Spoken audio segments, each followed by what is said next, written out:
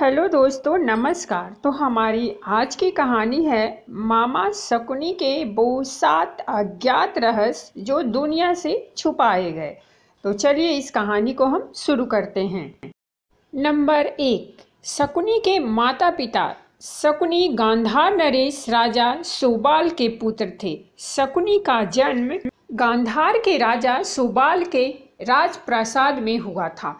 वह माता गांधारी का छोटा भाई था। वह जन्म से ही विलक्षण बुद्धि का स्वामी था, अतः राजा सुबाल को अत्यंत प्रिय था। नंबर 2, जेल में शकुनी। किंवदंती अनुसार गांधारी का विवाह ज्योतिषियों के कहने पर एक बकरी से कर दिया गया। फिर दूसरा विवाह महाराज धृतराष्ट्र से हुआ था। इस तरह गांधारी एक विधवा थी। यह सच्चाई बहुत समय तक कौरव पक्ष को पता नहीं चली।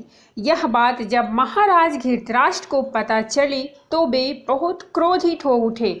उन्होंने समझा कि गांधारी का पहले किसी से विवाह हुआ था और वह न मालूम किस कारण मारा गया। धृतराष्ट्र के मन में इसको लेकर दुख उत्पन्न हुआ और उन्होंने इसका दोषी गांधारी के पिता राजा सुबाल को माना।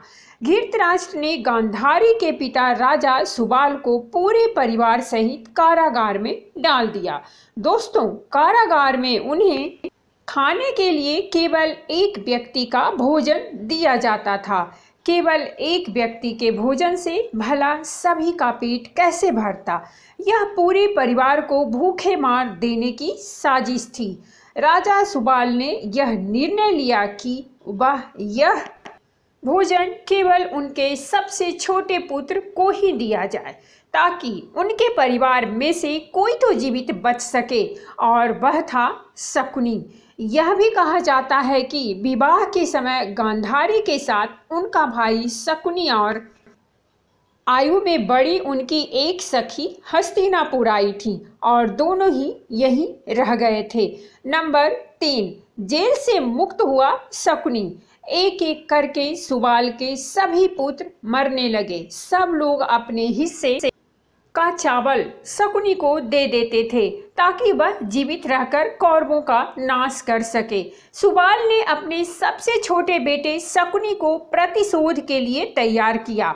मृत्यु से पहले सुबाल ने धृतराष्ट्र से शकुनी को छोड़ने की विनती की, जो धृतराष्ट्र ने मान ली थी। राजा सुबाल के सबसे छोटे पुत्र कोई और नहीं बल्कि शकुनी ही थे।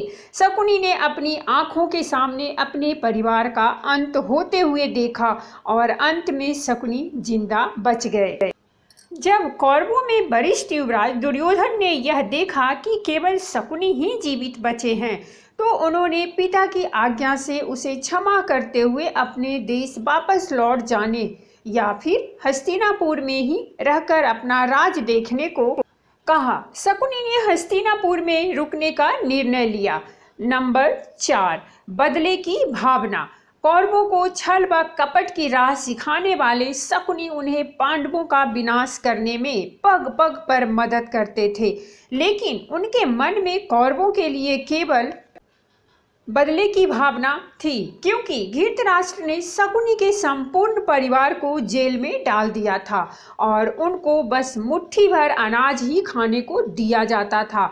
शकुनी ने अपने पूरे परिवार को जेल में भूख से अपनी आंखों के सामने खत्म होते हुए देखा था। आप सोच सकते हैं कि उसके मन में किसके लिए क्या होगा और वह किसके लिए क्या करेगा। कहते हैं कि शकुनी ने प्रतिशोध लिया था, लेकिन यह कितना सही है यह तो शकुनी ही बता सकता है, क्योंकि कोई भी व्यक्ति नहीं चाहेगा कि वह अपनी बहन के परिवार को नष्ट करने का षड्यंत्र रचे, या हो सकता है कि वह चाहे भी। नंबर 5, शकुनी बना मंत्री। शकुनी ने हस्तिनापुर में सबका विश्वास जीत लिया और 100 कौरवों का अभिभावक बन बैठा। अपने विश्वासपूर्ण कार्यों के चलते दुर्योधन ने शकुनी को अपना मंत्री नियुक्त कर लिया।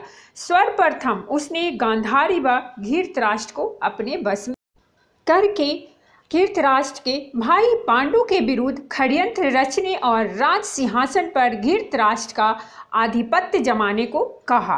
फिर धीरे धीरे शकुनी ने दुर्योधन को अपनी बुद्धि के मोह पास में बांध लिया। शकुनी ने न केवल दुर्योधन को युधिष्ठिर के खिलाफ भड़काया बल्कि महाभारत के युद्ध की नींव भी रखी। शकुनी की जब यह चाल किसी भी कारण से सफल रही हो, उसका सम्मान और बढ़ गया।